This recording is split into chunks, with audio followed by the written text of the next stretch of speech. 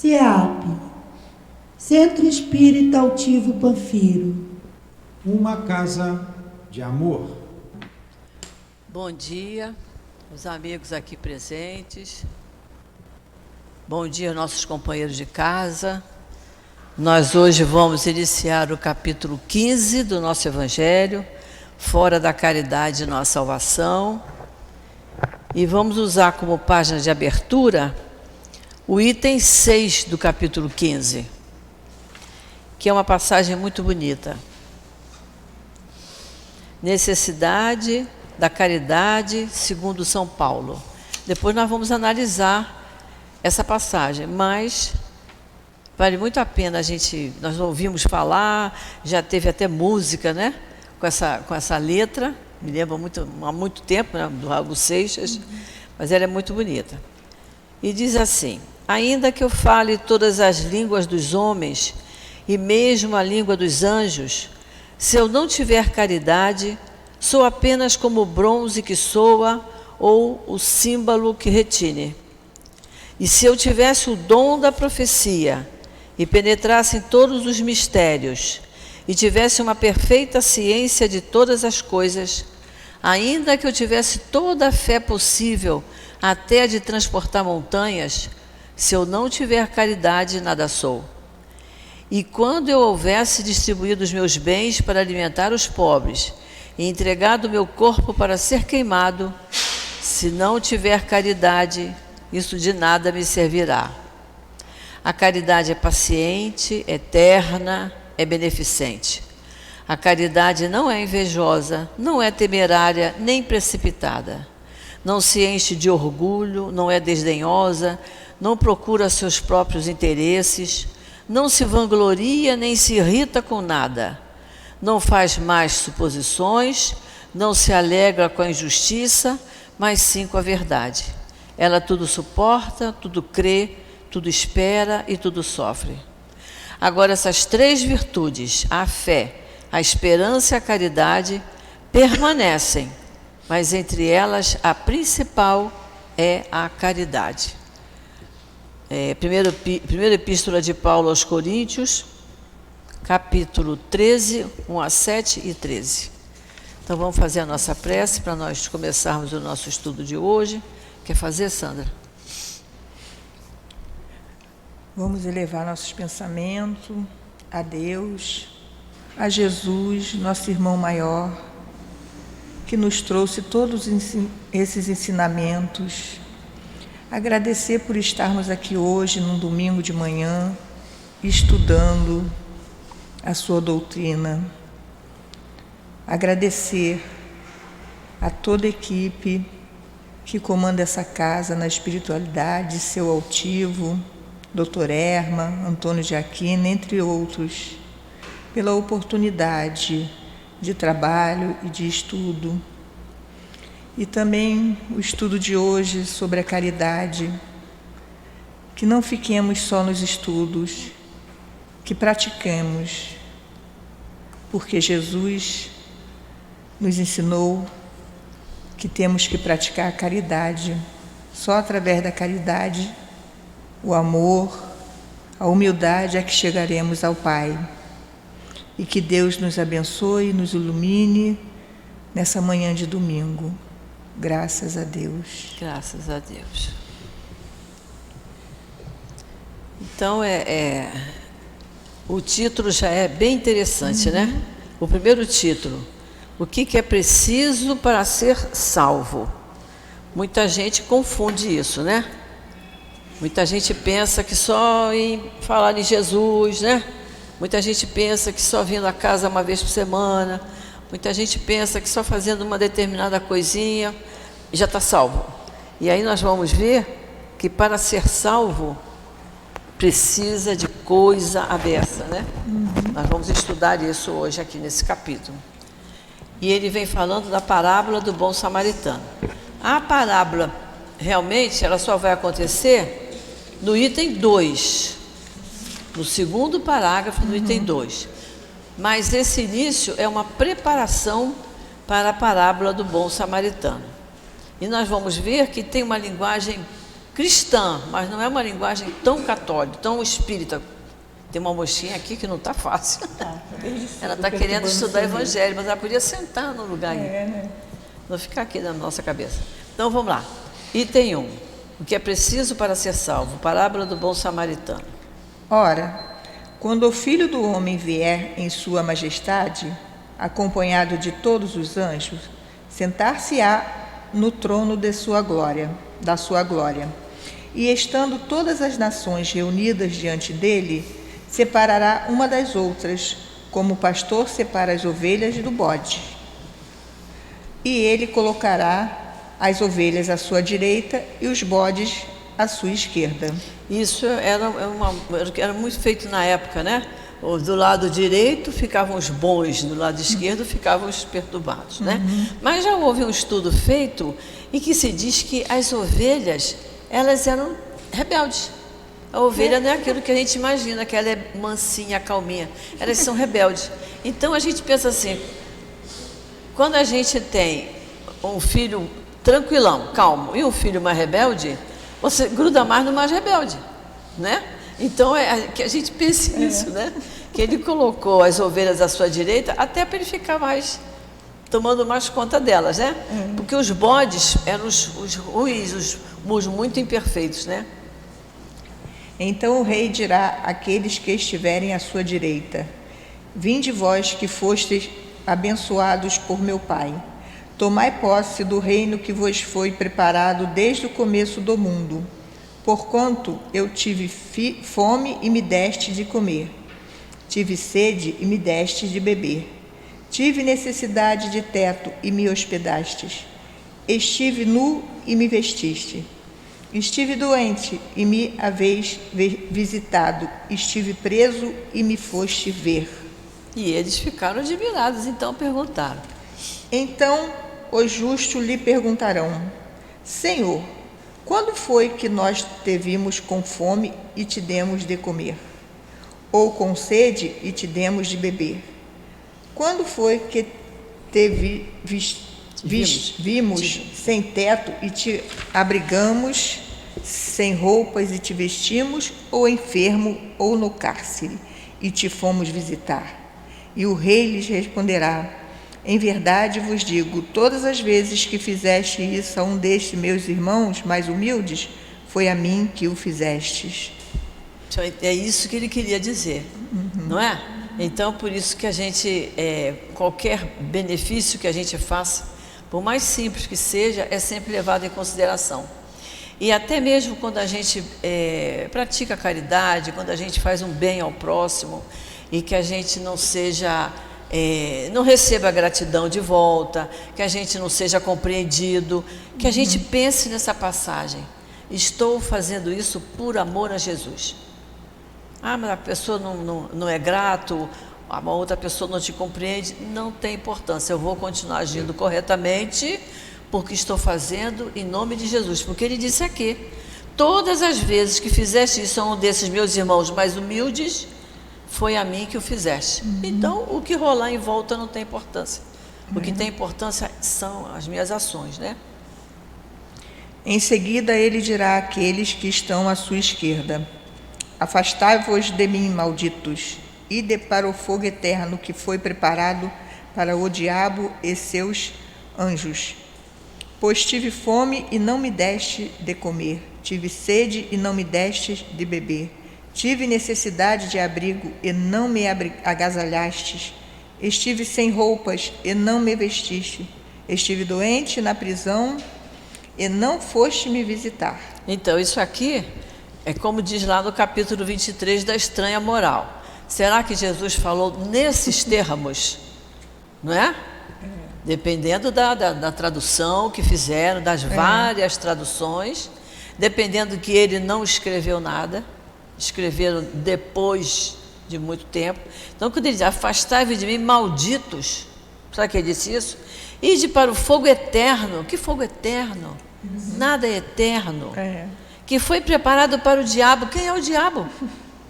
Se tudo é criação de Deus, Existem espíritos muito imperfeitos, muito infelizes, mas ele é filho de Deus. Por isso que vai chegar um dia que ele vai se arrepender profundamente e vai ser bom igual aos outros. Mas Deus não criou o diabo. O diabo e seus anjos. Quer dizer, ele quis dizer o diabo e a sua quadrilha, que aqui chamou de anjo, né? Aí ele diz tudo isso, né? Então eles responderão. Então eles lhe responderão: Senhor, quando foi que nós te vimos com fome, com sede, sem abrigo ou sem roupas, doente ou na prisão e deixamos de te assistir? E ele lhes dirá: em verdade vos digo, todas as vezes que deixaste de dar assistência a um desses mais humildes, foi a mim que deixaste de ajudar. Então, confirmando lá em cima, toda vez que se fizeram aquele bem, é a ele que se faz. Toda vez que eu deixar de fazer o bem, por isso que Jesus diz, depois que colocar a mão na charrua, não volte atrás. Ou seja, a gente começou a trabalhar no bem, né? Desinteressadamente, porque ninguém recebe salário por vir aqui, por vir ajudar, por vir trabalhar, né? É trabalhar desinteressadamente, materialmente. Toda vez que eu fizer isso, eu estou fazendo a Jesus. Se eu abandono a minha tarefa, né? Se eu abandono a minha tarefa, eu estou esquecendo que era por Jesus que eu estava fazendo. Eu sei que há momentos em que a pessoa se sente triste, se sente desestimulado, mas aí, vai lá no capítulo 15, lê o item 1 e vamos trabalhar, e vamos nós. E estes últimos irão para o suplício eterno e os justos para a vida eterna. Mateus. Suplício eterno e os justos para a vida eterna. Aí essa minha Bíbliazinha aqui maravilhosa, que ela só tem o Novo Testamento, ela faz alguns comentários a respeito dessa passagem. Eu vou ler só uns pedacinhos aqui para vocês. Ela diz assim, tem coisas que são bem semelhantes ao que a gente estuda. Deus julga as almas em particular logo na morte e lhes dá a sentença eterna de salvação ou de condenação. Eterno, o problema aqui é o eterno, mas que a sentença nós vamos ter que receber, vamos. Quem foi bom, né? Já não está salvo, mas já vai para um lugarzinho melhor. Quem foi ruim vai para um lugarzinho de pensar, né? Como a gente bota a criança, né? Na cadeirinha de pensar. E aí diz assim, sentença eterna de salvação e de condenação, através da consciência individual, que é o que nós temos, que é a voz de Deus impressa na natureza inteligente. Olha só, a nossa consciência é a voz de Deus impressa na nossa natureza. E não é verdade? Que todos nós temos consciência, a não ser quem tenha um problema mental. Mas quem não tem, como está tudo funcionando aqui, tem a consciência ali, está certo, está errado, vai, não vai. É que a gente é rebelde, né? Mais adiante ele diz assim, aqui trata-se do julgamento no fim dos tempos. Por isso que algumas religiões acham que quando desencarna, fica deitado eternamente em berço esplêndido, esperando o julgamento dos últimos tempos, do final dos tempos, né? Quando todos, num relance, reconhecerão claramente tudo de si próprios e de cada criatura, até os mínimos e mais íntimos pormenores. É isso que deixa muita gente na dúvida. O que quer dizer? Quando ele diz, quando todos, num relance, vão reconhecer tudo de si, quer dizer, é como se passasse um filme da sua vida passada, de suas vidas pregressas, e você visse o que você fez de bom, o que você fez de errado. Aí ele diz aqui, reconhecerão tudo claramente, até os mínimos e mais íntimos pormenores. Aí eu me lembro que já teve pessoas que diziam assim, escuta, nos mais íntimos pormenores, então os espíritos assistem tudo o que a gente faz? Não. Eles não assistem a tudo o que a gente faz. No íntimo da nossa casa, no íntimo do nosso quarto, eles não têm nada para fazer ali. Agora, se no íntimo do seu quarto houver agressão, houver maltrato, aí eles penetram. Os maus podem penetrar para atiçar aquele que é ruim. E os bons podem penetrar para fazer com que a vítima consiga salvar-se. Vai depender dela. Tudo depende da nossa cabeça, né? Do nosso pensamento, do nosso sentimento. Mas a gente tem que ter cuidado quando ele diz que eles penetram nos mais íntimos pormenores e os espíritos respeitam a nossa individualidade. Porque havia essa dúvida, houve épocas de ter pessoas de fazer essa pergunta, mas eles veem tudo? Tudo mesmo? Não. Só o que precisa de ser reparado. O que estiver correndo normalmente não tem a presença de espíritos ali na nossa intimidade, né? Aí ele diz assim mais adiante: Deus, na sua bondade sem limite, queria que todos fossem salvos. Infelizmente, muitos não quiseram. Preferiram renegar a própria natureza de servos e filhos de Deus, pretendendo ser iguais a Ele. O mesmo fizeram e fazem muitas criaturas humanas, que por isso acompanharão aqueles renegados, recebendo com eles o suplício eterno. Vai passar por um suplício, para poder pensar no que fez de errado, mas não é bem assim, né? E mais adiante ele diz assim, ó: desde toda a eternidade, Deus estabeleceu um destino de felicidade para todos. Fomos todos criados para sermos felizes. Está aqui na Bíblia Católica e nós espíritas acreditamos nisso. Somos filhos dele, a gente quer a felicidade dos filhos da gente, Deus quer a nossa felicidade, né? Cada um, agindo conforme a própria consciência, que indica o que é bom e o que não é, cada pessoa dessa forma pode atingir a felicidade eterna. A felicidade completa é eterna. A nossa felicidade aqui, ela é relativa, né? Está lá no Livro dos Espíritos, nós temos felicidade relativa. Por isso que num dia você tem momentos de muita alegria e pode ter momentos em que você fique triste. Uma notícia triste, uma doença, uma coisa que ocorra. Então nós temos felicidade relativa. A felicidade verdadeira é eterna, que não é outra coisa senão a perfeição. Olha o que a Bíblia Católica fala. Quando atingirmos a perfeição, teremos a felicidade eterna, pela graça de Deus. O Criador, porém, viu que muitos não queriam corresponder ao seu projeto eterno e bom. Só por causa desses ingratos, Deus não deixaria de dar tal felicidade aos que lhe fossem fiéis. Para estes, ele deixou preparado o reino desde a criação do mundo. E vai aí, tem outros comentários. Mas olha, eu acho essa Bíbliazinha, eu não sei, essas edições paulinas, disseram que tinha em Madureira, mas eu acho que não tem mais. Ela é boa porque tem uns comentários bons para a gente, até para fazer essa comparação, né? Entre o que a Bíblia Católica diz e o que a gente estuda. E muita coisa bate igualzinho, outros não.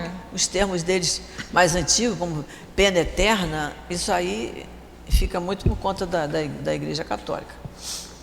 Bom, vamos para o item 2? Vamos lá. E eis que se levantou certo doutor da lei e disse para o tentar: Mestre, o que devo fazer para alcançar a vida eterna? Jesus respondeu: o que está escrito na lei? O que tu lês? Olha só, era um certo doutor da lei que estava perguntando. Podia ser um escriba, um fariseu, não era um discípulo que estava ali acompanhando. Foi um doutor da lei que perguntou: o que eu tenho que fazer para alcançar a vida eterna? Aí ele diz: o que está escrito na lei? Porque eles seguiam o Velho Testamento. Eles seguiam tudo que Moisés falava. Ele disse: vocês não viram isso? Né? Na lei. Aí, o que tu lês? E ele disse: amarás o Senhor teu Deus com todo o teu amor, com todo o teu coração, teu amor? Todo o teu coração, com toda a sua alma, com todas as suas forças e com todo o seu espírito, e vosso próximo como a ti mesmo. Isso nós já estudamos quando estudamos lá o capítulo 11, né? Que é o amar o próximo como a si mesmo. Mas isso aqui está lá no Velho Testamento. Moisés escreveu isso lá em Deuteronômio, tá? Quem quiser anotar, Deuteronômio, capítulo 6, versículos 4 e 5. Quer dizer, Moisés já pregou isso e Jesus estava repetindo e dizendo: você não lê isso? O que está escrito lá? E aí o doutor da lei, como eles eram muito ligados ao Velho Testamento, ele repetiu exatamente o que está lá: amarás o teu Deus, teu coração, toda a tua alma, né, com todas as suas forças, com todo o teu espírito, e o próximo como a ti mesmo. Aí é que eles esqueciam, né? Esse amar o próximo como a si mesmo, eles passavam de longe nisso. Jesus então lhe disse: respondeste bem, faz isso e viverás. E viverás, vai ter a vida eterna, beleza. Mas esse homem, querendo fazer parecer que era justo, disse a Jesus: e quem é o meu próximo? Jesus, tomando a palavra, respondeu: ele só não tinha feito nada até agora porque não sabia que era o próximo. Aí Jesus falou: então tá bem, vou te explicar quem é o próximo. Agora que começa a parábola do bom samaritano. Um homem que descia de Jerusalém para Jericó caiu nas mãos de ladrões que o despojaram, encheram-no de feridas e fugiram, deixando-o quase morto. Ora, aconteceu que um sacerdote desceu pelo caminho, mas quando viu o homem ferido, passou bem longe.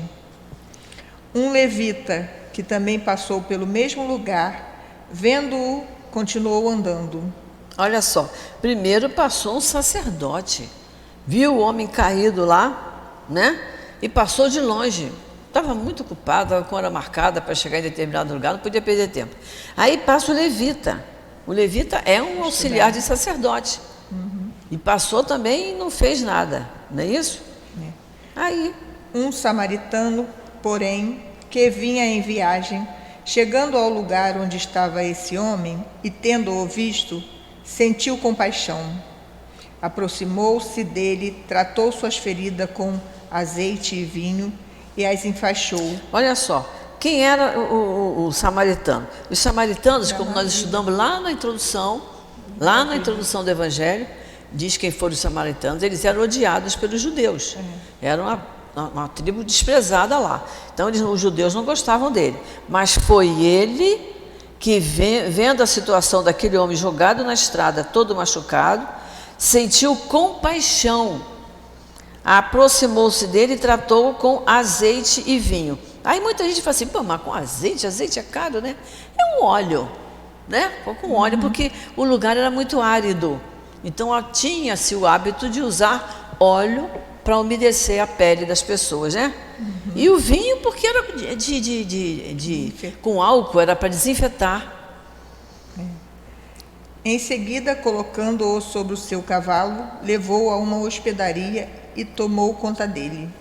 No dia seguinte, pegou 2 denários e deu aos donos da hospedaria, dizendo-lhe: cuida bem deste homem, e tudo que gastares a mais, eu te restituirei quando voltar. Aí agora Jesus vai perguntar: qual desses 3 te parece o próximo daquele que caiu nas mãos do assaltante? O doutor da lei respondeu: aquele que foi misericordioso com ele. Jesus então falou: vai e faze o mesmo. Faz o mesmo, né?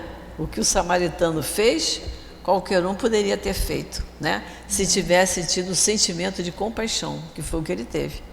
Então eles eram doutor da lei, eles eram instruídos, falavam bem, falavam bonito, mas na hora de executar o que estava no Velho Testamento passava de longe. E aí nós vamos para o item 3, que Kardec vai nos dar aqui umas explicações. Vamos lá. Toda a moral de Jesus se resume na caridade e na humildade, isto é, nas 2 virtudes contrárias ao egoísmo e ao orgulho. Se a gente tivesse aqui um quadro negro, a gente escrevia, né? Caridade e humildade versus orgulho e egoísmo, né? Que isso é contrário uma coisa da outra, né? Em todos os seus ensinamentos, ele coloca essas virtudes como sendo o caminho da eterna felicidade. Essas virtudes como o caminho da eterna felicidade, né? A caridade e a humildade. Então, e a gente vê isso mesmo, é tão natural. A gente observa até muitas vezes uma pessoa que tem uma oratória, seja em qualquer casa religiosa, tem uma hora em que ela esquece da humildade. E ela, na oratória dela, ela quer mostrar o que ela sabe, que ela acha que na assistência ninguém sabe aquilo, então ela vai se mostrar, né? Não, ela esquece da humildade, é difícil isso. É difícil a pessoa não querer, de vez em quando, mas eu tenho. mas eu posso, mas eu sou, né? É difícil isso. Bem-aventurados, disse ele, os pobres de espírito, ou seja, os humildes, porque é deles o reino dos céus. Estudamos isso no capítulo 7, né? Os pobres de espírito. Bem-aventurados os que têm coração puro. Estudamos isso no capítulo 8, coração puro. Bem-aventurados que são brandos e pacíficos. Capítulo 9. Bem-aventurados que são misericordiosos. Capítulo 10. Amai o próximo como a vós mesmo. Isso, pode Fazei ir. aos outros que desejais que os outros vos façam. Capítulo 11. Amai vossos inimigos. Capítulo 12. Perdoai as ofensas, se quereis ser perdoados. Fazei o bem sem ostentação. Julgai primeiro a vós, antes de julgardes os outros. Isso, aí capítulo 13 e a questão do julgamento no capítulo 10 também. Para ver que Kardec deu uma revisada aqui nos capítulos anteriores, para a gente relembrar o conceito de cada capítulo, né? Humildade e caridade, eis o que não cessa de recomendar e do que ele mesmo dá o exemplo. Orgulho e egoísmo, eis o que não cessa de combater. Jesus, porém, faz mais do que recomendar a caridade. Ele a coloca claramente e em termos bem definidos como a condição absoluta da felicidade futura. Ele coloca a caridade em termos bem definidos como a condição absoluta para a felicidade futura. Porque se a gente não tiver o sentimento de caridade, não é só a caridade material, não é? É a caridade moral. Quantas vezes a gente está precisando, né? Que uma pessoa que nos ouça, que é difícil, né? Às vezes você está falando e a pessoa está andando assim um passinho para o lado, doida para ir embora, preocupada com o que ela tem que fazer, que ela não está querendo te ouvir. A gente quer um ouvido que nos ouça. E isso é tão bom quando a pessoa diz, olha, hoje eu me acalmei, me aliviei, conversei com ele me ouviu, conversei com ela me deu atenção. É a atenção que a gente quer. Então, é essa caridade, né? Porque a caridade material é fácil, né? A gente vai no supermercado, compra mais 1 quilo de feijão e traz. Tá, pronto, fiz a caridade material, né? Pago a minha mensalidade, está resolvido. Agora, a caridade moral, que é aquela da consciência da gente, que é o que a gente mais tem, é tempo, né? O tempo é igual para todos. A gente aproveitar o tempo para conversar, isso é importante, né? E ele diz que como condição absoluta para a felicidade futura. Vamos lá. No quadro que Jesus nos deu do juízo final, é preciso, como em muitos outros casos, separar o que pertence à linguagem figurada à alegoria. Para falar a homens como aqueles a quem se dirigia, incapazes ainda de compreender as coisas puramente espirituais, Jesus devia apresentar imagens materiais, impressionantes e capazes de abalar. Então, talvez ele tenha usado, até mesmo de falar em pena eterna, fogo eterno, porque as pessoas precisavam de uma coisa mais severa para poder entender. É como numa escola, você quando alfabetiza a criança, é diferente, né? Você fala o linguajar dela, o jeito dela, tem que falar devagarzinho com ela. Agora, vai alfabetizar uma pessoa de 40, 50. É outra coisa. Você tem que ser mais duro, mais severo, mais exigente, porque já deixou o bonde passar, perdeu um tempão e agora tem que correr atrás. Então, é outra maneira de se trabalhar. Então, Jesus pegou um povo duro de cabeça, de coração, então ele tinha que usar, talvez, palavras mais severas para que aquilo penetrasse mais, né? Por isso, ele pode, Kardec explicando o que está na Bíblia, ele pode ser que ele tenha usado aqueles termos mais severos para poder o povo se tocar, né? Para ser mais bem compreendido, precisava não se afastar muito das ideias do seu tempo. Quanto à forma, reservando sempre para o futuro a verdadeira interpretação das suas palavras e dos pontos sobre os quais ele não podia explicar-se claramente. Olha o que Kardec está dizendo. Para ser melhor compreendido, ele precisava não se afastar muito das ideias do seu tempo. Então ele falava para pessoas daquela época, ainda de coração endurecido. Muitos estavam saindo do paganismo. Ele tinha que ser mais severo falando, né? Aí ele botou assim, falar ideia do seu tempo, quanto à forma, reservando sempre para o futuro a verdadeira interpretação de suas palavras. O que veio no futuro? A doutrina espírita. Então, esse é o papel da doutrina espírita. Dar a verdadeira interpretação das palavras do Cristo e dos pontos sobre os quais ele não podia explicar-se claramente. Então, o que a gente faz? A gente sempre tira o teor moral do que ele falou. Né? Ele falou de maneira severa, mas a gente, o que ele quis dizer com isso? Quando ele diz aqui, olha, todas as vezes que fizesse isso a um desses meus irmãos mais humildes, foi a mim que o fizeste. Muita gente naquela época não entendeu nada. O outro aqui falou, mas eu não fui ver você você não esteve preso, você não estava nu, sem roupa, você não estava com fome. Não entenderam. Mas a gente tem que interpretar o que é correto interpretar. Não é isso? Tudo tinha um teor moral. Então ele vem dizendo aqui, ele reservou para o futuro a verdadeira interpretação de suas palavras. Aí é o papel do Espiritismo. Mas, ao lado da parte acessória e figurada do quadro, há uma ideia dominante, a da felicidade que aguarda o justo e da infelicidade que espera aquele que é mau. É isso que ele passou aqui, não é? Quem é bom, quem é humilde, quem é caridoso, vai conseguir a felicidade eterna. E como diz lá na Bíblia, quando se tornar perfeito. Não é isso? E o mal, o que pratica o mal, é a infelicidade que o espera. E a gente não tem dúvida disso. A gente não tem notícia.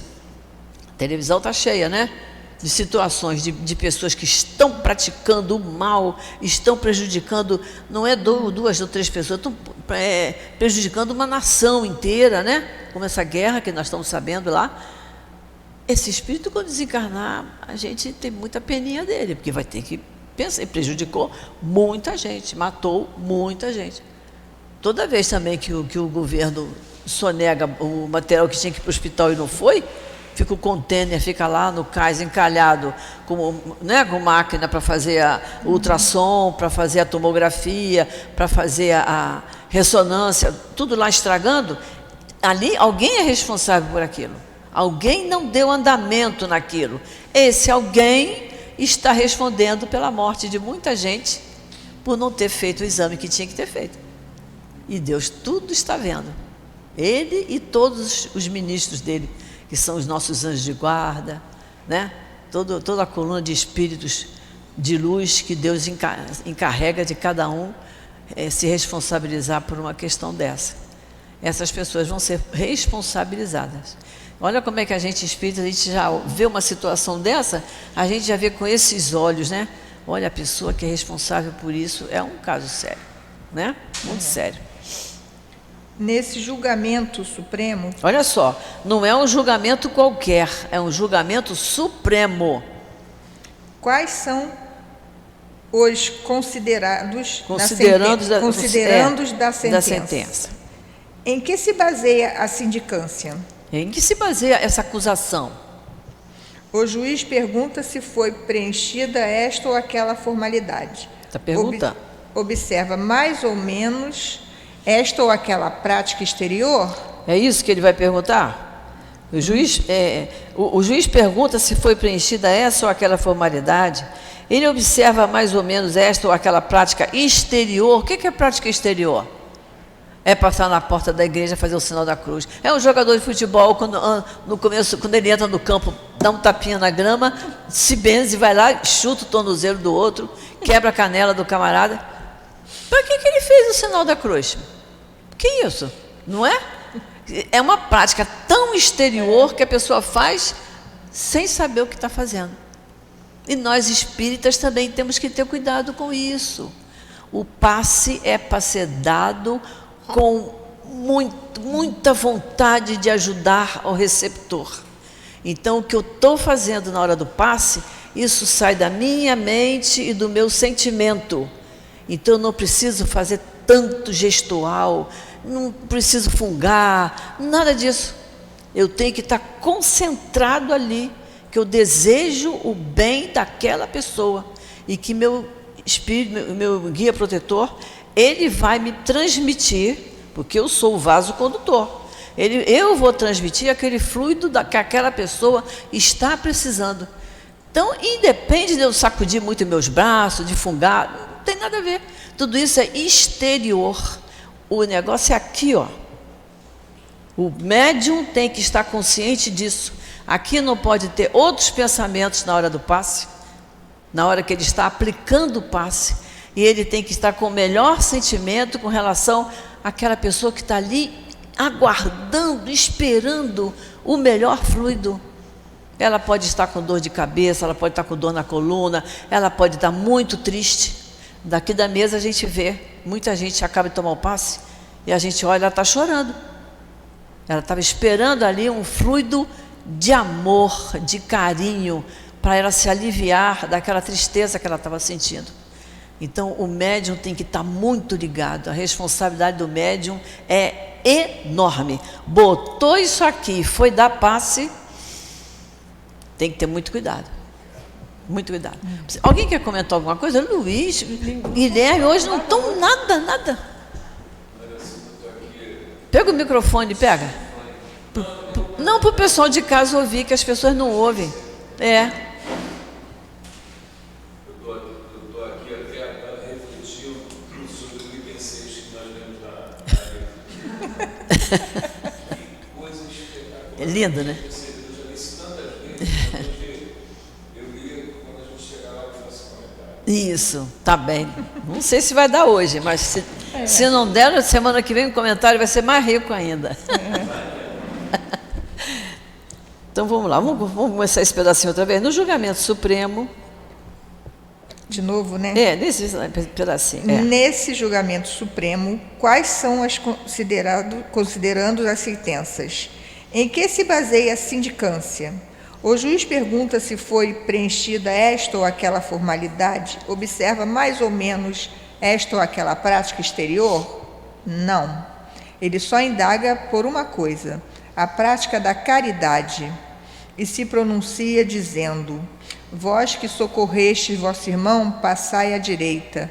Vós que foste insensíveis àqueles, a eles, passai à esquerda. Pergunta pela ortodoxia da fé. O que é a ortodoxia da fé? Né? Se uma doutrina verdadeira, né? O ortodoxo, ele segue verdadeiramente uma determinada doutrina, não é isso? É a ortodoxia da fé. Faz alguma distinção entre aquele que crê de um modo ou o que crê de outro? Ou seja, chega lá, vai perguntar, você foi o quê? Católico, espírita, evangélico, budista? Não tem nada a ver. O negócio são os nossos atos, nossos pensamentos. Não, visto que Jesus coloca o samaritano olhado como herético. Ele era olhado como herético porque ele discordava de algumas teorias que eram pregadas na época, ele discordava, então ele era considerado o herético. Como a igreja fala que herege é aquele que não aceita as teorias da igreja. Isto é, contrário ao que foi definido pela igreja em matéria de fé, mas que teve amor pelo próximo acima do ortodoxo, que falta com a caridade. O outro é o ortodoxo, mas falta com a caridade. Ele considera que a doutrina dele é verdadeira, mas não pratica a caridade. Ou seja, ele fala, não põe em prática. Ele prega, mas não põe em prática. Jesus não considerou a caridade somente como uma das condições para a salvação, mas como a única condição para se alcançá-la. Olha só, para alcançar a salvação, a única condição, ele colocou a caridade. Então, a pessoa fala assim, mas vai fazer nada para você ser salvo. Aí a gente diz, olha, vai ter que estudar o Evangelho segundo o Espiritismo todinho, para saber, não, no final do último capítulo, ele se pergunta, me salvei? Né? Se houvesse outras a serem cumpridas, ele as teria citado. Se Jesus coloca a caridade em primeiro lugar entre as virtudes, é porque ela encerra implicitamente todas as outras: a humildade, a doçura, a benevolência, a indulgência, a justiça, etc. E porque ela é a negação absoluta do orgulho e do egoísmo. Quer dizer, ele coloca a caridade em primeiro lugar, porque a caridade encerra isso tudo. A pessoa que é caridosa, você tem que fazer caridade com humildade, né? Não pode fazer caridade, estou te dando isso, presta atenção, sou eu que estou te dando isso. Cadê a humildade? Né? Tem que ser com doçura, né? Dar discretamente, tem que ser benevolente. Eu não tenho que julgar a quem eu estou ajudando, não é isso? Eu tenho que ter indulgência, eu tenho que me lembrar que, quem sabe, se eu já não passei por isso, se não passei nessa vida, passei em outra, mas muita gente passou por uma dificuldade no início da sua vida e depois esquece. Quando melhora, Esquece. tem até vergonha de dizer o lugar onde nasceu, né? Então, é isso aí. Então, a justiça e tudo mais. E a caridade engloba isso tudo. Bom, o mandamento maior, nós também estudamos isso, capítulo 23, está certo. Quem quiser olhar na Bíblia, porque aqui é Mateus, capítulo 22, 34 a 40, né? Mas, começa a ler o 4, que é uma observação que eu vou fazer. Mas os fariseus, sabendo que Jesus havia fechado a boca aos saduceus, reuniram-se. Isso nós já estudamos lá no capítulo 11, essa questão de Jesus fechar a boca aos saduceus, que eles faziam uma série de perguntas e Jesus respondia e eles ficavam admirados com as respostas de Jesus.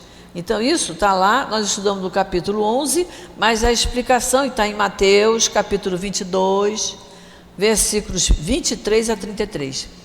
A questão de Jesus calar a boca dos saduceus, tá? Quem tiver vontade de olhar na Bíblia, que tem a explicação completa aqui. E um deles, que era doutor da lei, veio fazer-lhe esta pergunta para o tentar: Mestre, qual é o maior mandamento da lei? E Jesus lhe responde: Amarás o Senhor teu Deus de todo o coração, de toda a tua alma e de todo o teu espírito. Esse é o maior e o primeiro mandamento. E eis o segundo, que é semelhante ao primeiro: amarás o teu próximo como a ti mesmo. Quer dizer, ele está repetindo aquilo que nós já lemos. Mas Jesus ainda interrompe e diz assim: esse é o maior e o primeiro, amar a Deus sobre todas as coisas. Por isso que o título é o maior mandamento, né? O título desse item é o maior mandamento. O maior mandamento é amar a Deus sobre todas as coisas, de todo o teu coração, todo o teu espírito. E eis o segundo, que é semelhante ao primeiro: amarás o teu próximo como a ti mesmo. Porque a gente ama o próximo, porque a gente ama a Deus, e porque sabe que meu próximo é meu irmão, porque nós dois somos filhos do mesmo Deus, né? É uma cadeia de entendimentos. Toda a lei e os profetas estão contidos nesses dois mandamentos. O que ele quer dizer com isso? Toda a lei, quer dizer, toda a lei de Moisés e tudo que os profetas falaram, ficou resumido nisso aí: amar a Deus sobre todas as coisas e amar ao próximo como a ti mesmo. Toda a lei e os profetas estão contidos nesses dois mandamentos. Tudo que os profetas quiseram passar e que Moisés quis passar, através dos mandamentos divinos, da lei divina, né? Vamos para o 5. Caridade e humildade. Este é o único caminho para a salvação. O egoísmo e o orgulho, este é o da perdição. Tal princípio está formulado de maneira precisa nas seguintes palavras: amarás a Deus de toda a tua alma, ao teu próximo como a ti mesmo. Toda a lei e os profetas estão contidos nesses dois mandamentos. E para que não houvesse dúvidas na interpretação do amor a Deus e do amor ao próximo, acrescentou: e eis o segundo mandamento, que é semelhante ao primeiro. Viu? Ele acrescentou. Isto quer dizer que não se pode amar verdadeiramente a Deus sem amar ao próximo, nem amar ao próximo sem amar a Deus. Portanto, tudo que se faz contra o próximo é contra Deus que se faz. Não se podendo amar a Deus sem praticar a caridade com o próximo, Todos os deveres do homem se acham resumidos nestas palavras: fora da caridade não há salvação. É o que ele falou ali. Toda vez que você vestiu uma pessoa, você alimentou, foi a mim que você fez. E aqui o Kardec complementa dizendo, né? Isso quer dizer que não se pode amar verdadeiramente a Deus sem amar o próximo, nem amar o próximo sem amar a Deus. Portanto, tudo que se faz contra o próximo é contra Deus que se faz. Então, toda vez que se calunia uma pessoa, né? Que se faz uma fofoquinha, que a gente pensa que não tem nada demais, foi uma coisinha à toa que eu falei, mas pegou. Pegou, prejudicou, muitas vezes faz o outro chorar, não é? Por uma coisa que, para aquela pessoa que fez, foi insignificante, mas para quem levou, para quem ouviu, foi sério, magoou. Então, toda vez que a gente faz uma maldade com relação a alguém, é a Deus que se faz. Que Deus não quer isso, Ele quer o amor entre os irmãos. Jesus veio pregar o amor fraternal, que é o amor entre irmãos, que é o que todos nós somos, irmãos, né? E ele mostra aqui que o próximo é o nosso irmão, né? Quando eu digo amar o próximo, é porque o próximo é meu irmão. Todos nós somos irmãos, filhos do mesmo pai, certo? Eu acho que vai dar tempo da gente ver aqui o 6, que o Guilherme gostou muito, né, Guilherme? Então pega o microfone e lê para a gente outra vez o 6. Com a sua voz radiofônica. Agora não é mais radiofônica, agora antigamente era radiofônica que a gente falava. Necessidade da caridade segundo São Paulo. Ainda que eu fale todas as línguas dos homens e mesmo a língua dos anjos, se eu não tiver caridade,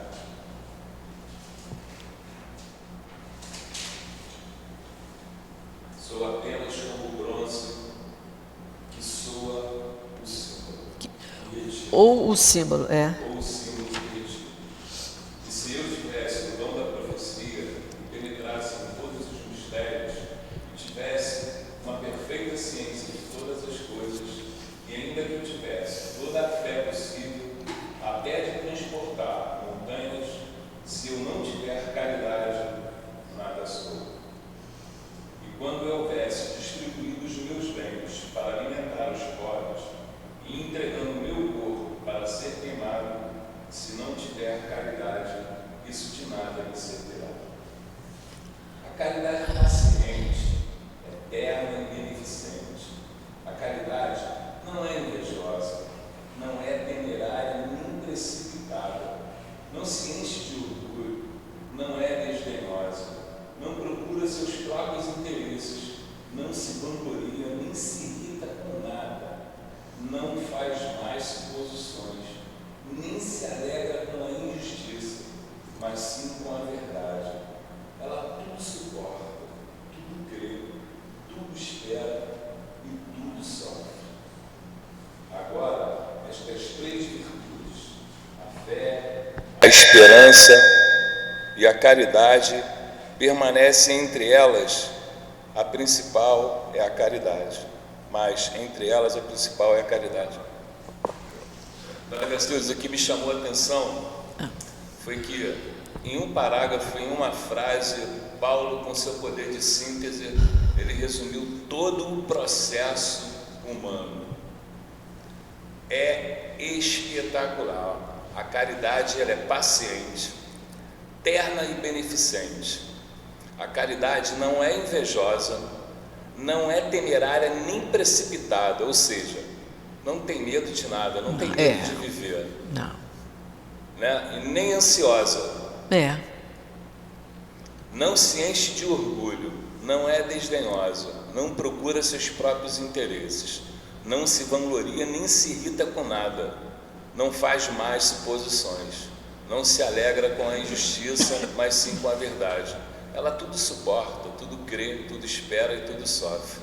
Quer dizer, alcançar um estágio desse daqui é o verdadeiro estágio de ataraxia, né? Que é como que você e o Nilton estavam conversando aqui. É o estado em que você tudo compreende, denota a quem ainda não atingiu esse estado que o outro é indiferente, né? Porque como compreende, as ações dele são sempre muito pontuais, como Jesus era pontual, né? Então parece ao outro que não há nenhum sentimento. Por isso que esse amor que a gente sente e que a gente tenta sentir por todos, ele é impossível de ser. Quer dizer, o amor que a gente tem que ter pelo próximo é o amor respeitoso, é o amor da compreensão, em que, como Paulo diz aqui, né, esse exercício da caridade é que precisa ser vivido por nós em relação a todos, para que dessa forma a gente execute o amor. É dessa forma que a gente vai amar, e não com a volúpia que a gente sente por determinadas pessoas. Né? Exatamente. O amor de Jesus era o olhar compreensivo, né? De que a gente vai compreende a limitação do outro, compreende as dificuldades de compreensão do outro, enfim, é maravilhoso. Que é o que ele diz aqui: não se irrita com nada e não faz mais suposições, né? Quer dizer, não fica supondo, não fica imaginando que a pessoa vai sair dali, vai fazer aquilo outro, nem isso. Fala. Conclusão, só vou concluir, né? Estou deprimida porque não sou caridosa em nenhum aspecto desse aqui. Venho aqui, leio lindamente, fico assim maravilhada. Gente, eu vou lá ajudar, eu vou lá me dedicar, mas eu me irrito. Tudo que eu falo aqui, não. Eu falei, Jesus, eu não aprendi nada. Não, mas olha só, mas nós estamos na escola. Né? Nós estamos na escola. Fala, Luiz. Eu tenho a mania da síntese. Não. O profeta fala em ataraxia. Eu falo em empatia. Tudo isso que foi falado, se a gente transporta para hoje, para o século XXI, a gente tem que ser empático. Empático é diferente de simpatia. Né? Quando eu sou empático, eu me coloco no seu lugar. É aí que você diz: quem sabe se eu já não fiz isso, se eu não fui assim, e hoje eu já estou pensando de outra maneira. Então essa pessoa vai chegar aonde eu estou até melhor. Justo, não né? Então essa capacidade, né, nessa pequena palavra, que é empatia. Né? Então, se eu vejo alguém fazendo algo contra mim, eu posso pensar: como eu seria ele? O que ele está passando? Quem ele é? Né? Então, esse sentimento de empatia que a gente tem que utilizar. E porque também, muitas vezes, aquele que está nos fazendo mal hoje, nós fizemos lá atrás. Ele também não se Aí, sabe se disso. nós já compreendemos, a gente tem que deixar, porque cada um tem seu tempo. Né? Somos diferentes, então não adianta. Mas a gente vai chegar lá, Úrsula. Um dia. A gente vê, e quando a gente vê uma pessoa... Não, foi a Úrsula. Mas a gente chega lá. Olha, eu vou até contar um fato que talvez ele até não gostasse que eu contasse. Mas eu vou contar, porque foi de admirar. Uma vez lá no Leon Denis, chegou uma pessoa, chegou um homem lá, e eu não assisti a cena. Vieram me contar que a pessoa chegou humildemente para o Altivo e falou assim: Altivo, eu voltei e quero trabalhar. Ele falou: isso, trabalhar, estudar, seja bem-vindo, meu filho. E as pessoas ficando: você não sabe, há 5 anos atrás, essa criatura, porque o Altivo tirou de uma função e botou na outra, uma coisa normal dentro de uma casa espírita. Essa pessoa se indignou, ficou uma fera, pegou um copo cheio d'água e jogou no rosto do Altivo. E foi embora. Aí, passados uns 5 anos, chega e diz: eu voltei, que eu quero trabalhar, aí o Altivo: isso, trabalhar, estudar. Seja muito bem-vindo. E isso, eu estou até arrepiada aqui. E isso deixou todo mundo assim: meu Deus, nós não estamos nesse estágio, que eu não posso imaginar uma pessoa pegar um copo cheio d'água, jogar na minha cara, e eu vai dizer: seja muito bem. Eu não sei. Sabe? E continuou fazendo a tarefa dele, trabalhando numa naturalidade do mundo. Gente, isso não existe. Isso não é possível, né? Porque a gente até pode dizer: tá bem, pode voltar a trabalhar. Sabia que eu ia voltar? Não ia voltar. A gente faz lá nossos comentários. Né? Foi lá fora, viu outras coisas, não gostou, aqui é que é bom, voltou. Esses pensamentos horrorosos passam. Mas ele já conseguiu aquilo. E é o caminho de nós todos. Nós vamos chegar lá. Uma conquista. Hein? Olha o gabarito do seu motivo. Ah, minha filha.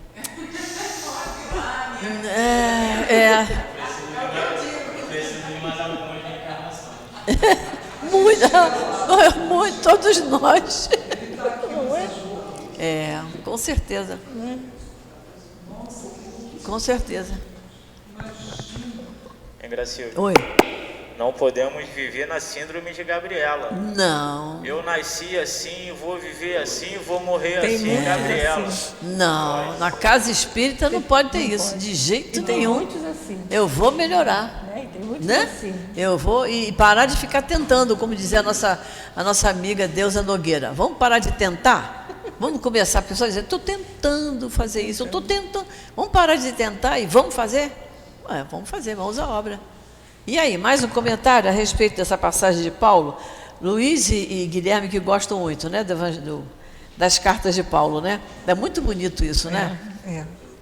As cartas dele muito bonito, né? Esse pedaço, então, quando ele fala que a caridade é paciente, terna, beneficente, é muito bonito isso, né? Mas é engraçado que eu tenho essa tradução, só que ele fala do amor. Não, na Bíblia católica, eu não sei, eu vou olhar a minha Bíblia evangélica. A católica é amor. Na Bíblia católica é amor. A síntese é amor. Se eu não tiver amor, nada serei. Eu vou olhar, eu tenho uma Bíblia evangélica também, que às vezes tem uma diferençazinha de termos. E eu não olhei. Eu sei que na católica é amor. É isso aí. Vamos ler o 7, que é pequenininho? Paulo compreendeu tão profundamente esta grande verdade que disse: ainda que eu tivesse a linguagem dos anjos, ainda que eu tivesse o dom da profecia, e que eu penetrasse todos os mistérios, e ainda que eu tivesse toda a fé possível até a de transportar montanhas, se eu não tivesse caridade, nada sou. Entre essas três virtudes, a fé, a esperança e a caridade, a principal é a caridade. Dessa forma, ele coloca sem equívoco a caridade acima da própria fé, porque a caridade está ao alcance de todas as pessoas, do ignorante e do sábio, do rico e do pobre, e porque é independente de toda crença particular. Paulo faz mais, define a verdadeira caridade, mostra-a não somente na prática da beneficência, mas na reunião de todas as qualidades do coração, na bondade e na benevolência para com o próximo. Esse comentário do Kardec é interessante, que ele fala que ele coloca a caridade até acima da própria fé, porque no outro capítulo ele fala que a caridade para quem tem fé é aquela caridade austera, que você vai cumprir com o seu dever. Você se comprometeu com aquilo, você não falha. Né? Como ele diz, botou a mão na charrua, não olhe para trás, vai em frente. Ele diz, é acima da própria fé, porque há pessoas que não têm uma determinada fé, mas fazem caridade. Fazem caridade. E ele diz que independe da crença particular de cada um, independe da religião de cada um. Independe, a pessoa tem vontade de ajudar, ela ajuda. Eu acho que foi no Globo Repórter de sexta-feira que mostrou um médico que foi passar uns dias num lugar no interior, me parece que de Santa Catarina, um lugar que não tinha nada, só tinha uma cachoeira e tinha umas águas termais lá. E ele chegou lá, se encantou com o lugar e estudando, viu que aquelas águas faziam muito bem, porque as pessoas iam se banhar naquelas águas, mas não sabiam bem exatamente qual era o significado daquilo, se sentiam bem. E ele acabou se aprofundando, estudando, descobriu para determinada água, para que tipo de doença servia, começou a fazer outro tipo de prática, até usando coisas orientais, né? Não sei se alguém viu aqui o Globo Repórter. A pessoa com uma dor na barriga, ele botava uma toalha molhada em cima da pele da barriga, enrolava a pessoa numa faixa, botava um cobertor, deixa passar uns 15 minutos, quando tira, a toalha está quente. Aí ele mostra no filmezinho que as bactérias que estão lá rondando lá pelo intestino, elas querem lugar, elas querem sair daquele calor, e por isso elas aqueceram a toalha. E a pessoa levanta e diz, eu não estou sentindo mais dor. Ele falou, isso podia ser feito em qualquer parte do corpo. E ficou morando lá no lugar, vivendo uma vida humilde, não se falou em religião. Ele apenas disse, eu vi que era um lugar lindo, propício e com muita gente com dores, e que eu podia fazer alguma coisa, de acordo com a ciência que ele tinha estudado e a boa vontade dele. E a gente vê isso, né? Agora, é claro que a gente, dentro de uma doutrina, muito especialmente a nossa, nos ajuda muito a compreender muitas situações, nos fortalece, né, para passar por situações difíceis na vida da gente. Mas a gente vê exemplos assim. Foi muito bonita essa passagem do Globo Repórter. Então, gente, vamos parar por aqui. Semana que vem é dia? Acho que é dia 3, né? 3, né? Acho que é 3. Acho que é 3. É 4? Sábado é 4? Já. Tá. Então tá aqui. Botei 3. Então vamos fazer a nossa prece para a gente encerrar.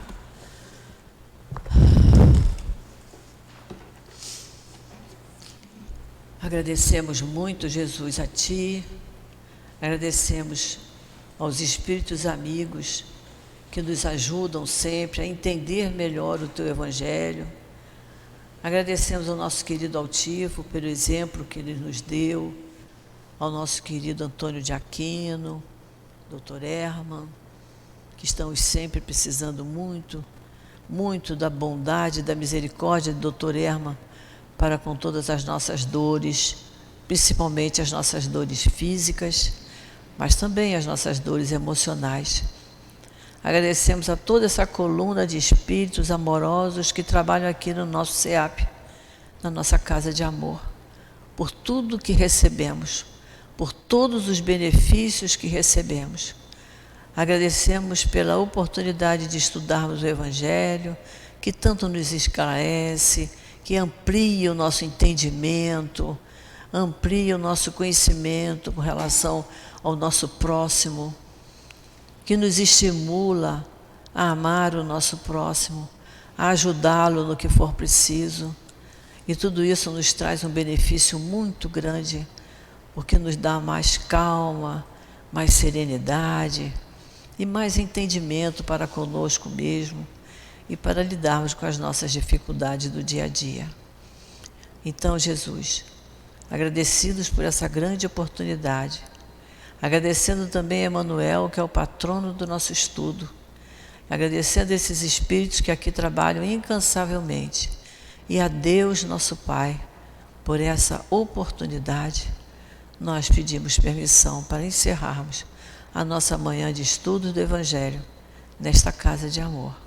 Que Jesus fique conosco e nos ampare hoje e sempre. Graças a Deus.